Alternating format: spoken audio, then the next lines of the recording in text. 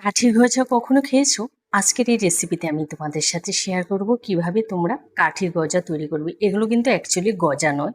তো তোমরা দেখতেই পাবে কিভাবে আমি তৈরি করছি। ছোট্ট ভিডিও, শুরু থেকে শেষ পর্যন্ত আমার সাথেই থাকো। আর যারা আমার চ্যানেলে নতুন আছো, প্লিজ চ্যানেলটা সাবস্ক্রাইব করে পাশে থাকা বেল আইকনে ক্লিক করে দিও। তাহলে যখনই নতুন নতুন ভিডিও আপলোড দেবো সবার আগে পৌঁছে যাবে তোমাদের কাছে। ভিডিওতে একটা লাইক দিতে ভুলো না। তো এখানে আমি নিয়েছি 400 গ্রাম ময়দা, আর দিয়েছি স্বাদ মতো নুন। নুনের পরিমাণটা কিন্তু একটু কম দেবে। তারপরে দিয়েছি 2 টেবিল চামচ ঘি। ঘি দিয়ে না ময়দাটাকে ভালো করে ময়ান দিতে হবে। এমনভাবে ময়ান দেবে যেন মুঠো করলে মোটটা ভেঙে না যায়। যে তোমরা দেখতেই পাচ্ছ ময়ানটা আমার একদম ভালোভাবে দেয়া হয়ে গেছে। তারপরে ঠান্ডা জল দিয়ে একটা ডো তৈরি করব। ডোটা না একদম শক্ত হবে না নরম হবে, সেইভাবে কিন্তু তৈরি করে নিতে হবে। তাই অল্প অল্প জল দিয়ে ডোটা তৈরি করবে। তো দেখো ডোটা তৈরি হয়ে গেছে, একপাশে আমি রেখে দেবো। এবার চিনির শিরাটা তৈরি করার জন্য দিয়েছি 1 কাপ চিনি। যেই কাপে চিনি দিয়েছি ঠিক সেই কাপেই 1 কাপ জল দিয়ে দিয়েছি। তারপরে দিয়েছি 2 থেকে 3টে এলাচ, খুব সুন্দর একটা ফ্লেভার আসে। এবার চিনিটা দিয়ে না আমি ভালো করে ফুটিয়ে নেব। এখানে কিন্তু কোনো তার আনবে না, চিনিটা যখন ঘন হয়ে আসবে তখনই নামিয়ে নেবে। এই যে দেখো চিনিটা না একটা চিটচিটে ভাব চলে এসছে, কিন্তু কোনো তার আসেনি। এই যে তোমাদের দেখাচ্ছি একটু চিটচিটে ভাব চলে আসছে। তো এবার চিনির শিরাটা পারফেক্টভাবে তৈরি, একপাশে রেখে দিচ্ছি। তো ডোটাকে না আবারও একটু মেখে নিচ্ছি। মেখে নিয়ে ছোটো ছোটো করে লেচি কেটে নিয়েছি। এবার লেচিগুলোকে আমি দেখো এক পাশে রেখে দেবো। আর তোমরা দেখতেই পাচ্ছ লেচির সাইজগুলো এভাবে আমার 10 থেকে 12টা কিন্তু তৈরি হয়েছে। তো এবার যতটা সম্ভব একটু পাতলা করে বেলে নেব। পাতলা করে এই জন্য বেলতে হবে কারণ অনেকগুলো আমরা একসাথে কিন্তু দেব। তো দেখো একটা রুটি বেলা হয়ে গেছে। এবার একটা থালার উপরে না আমি একটু ময়দা ছড়িয়ে তারপরে একটা রুটি রেখে দিয়েছি। আবারও একটা রুটি বেলে নেব। ওই যে প্রথম রুটিটা আমি বেলে রেখেছি, তো দেখো ওই রুটিটার উপরে না আমি একটু ঘি দিয়ে দেব। আমি না একেবারেই সবকটা রুটি একের পর এক রেখে দিচ্ছি। ঘি দিয়ে দিয়ে ওই যে একটা রুটি তৈরি করছি এভাবে আরেকটা দিয়ে দিচ্ছি। তা আবারও একটা রুটি বেলে আবারও তার উপরে ঘি দিয়ে পরপর এগুলো রুটিগুলোকে আমি সাজিয়ে নিয়েছি। এভাবে সমস্ত রুটিগুলো বেলা হয়ে গেছে।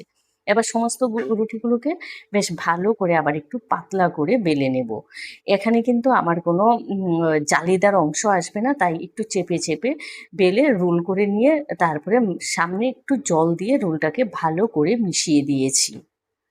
একটু জল দিয়ে দিলে কি হবে বলো তো, রোলটা না ভালোভাবে আটকে যাবে। তো রোলটা অনেকটাই যেহেতু বড় হয়ে গেছে, আমি না মাঝখান থেকে একটু কেটে একপাশে রেখে দিয়েছি। আর তোমরা ভেতরে দেখতেই পাচ্ছ লেয়ারগুলো কিন্তু স্পষ্ট বোঝা যাচ্ছে। তো এবার এগুলোকে একপাশে আমি রেখে দেব। রেখে দিয়ে এই তোমার ওই যে একটা করে নিয়ে মাঝখানে একটু আঙুল দিয়ে চেপে তারপরে একটু বেলে নেব।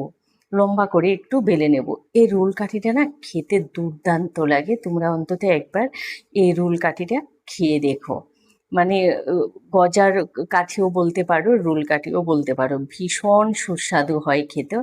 একদম অন্যরকম একটা টেস্ট হয়। তো এইভাবে আমি সমস্তগুলোকে বেলে নিয়েছি। এবার এখানে তেল গরম করে মাঝারি আছে এগুলোকে একটু লাল লাল করে ভেজে নেব। প্রথমে একটু মাঝারি আছে ভেজে নেব। ভেজে নেওয়ার পর তারপরে একদম লো হিটে লাল লাল করে ভেজে নেব। তো দেখো একদম পারফেক্টভাবে কিন্তু কাঠি গজাগুলো ভাজা হয়ে গেছে। তোমরা দেখতেই পাচ্ছ কোনো কিন্তু গজার মতো কিন্তু কোনো লেয়ার আসেনি।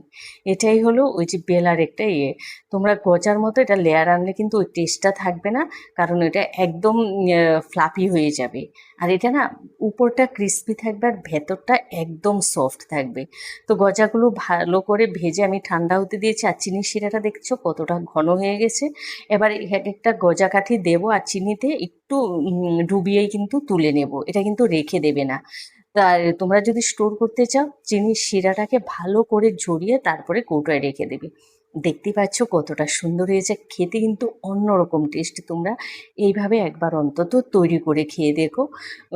গজা কাঠি বা কাঠি গজা দুর্দান্ত হয় খেতে। ওই যে বললাম লেয়ারটা কিন্তু বাইরে বেরোতে দেবে না, এই লেয়ারটা না ভেতরে থাকবে।